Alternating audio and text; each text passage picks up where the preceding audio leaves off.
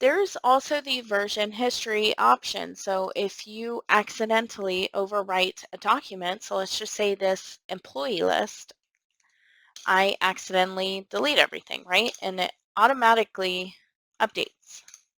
So it's saved. Like I didn't have to click save or anything. This is the saved copy. So if you go back to the employee list, you will see that it is now blank. There is nothing here. And a minute ago there was. So if that's ever the case, go back to the file here, choose the three circles, and go to version history. And this will be the most recent changes where I accidentally deleted all the names.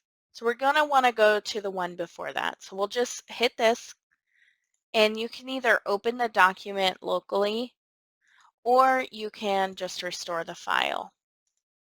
It's going to give us a warning that it's restoring over the most recent copy. In this case, that's fine. But if you do end up finding out that you restored over, maybe you realized it was not the right version, you can always revert back to this one. So just as an example, I will show you guys that there is now data back on the file.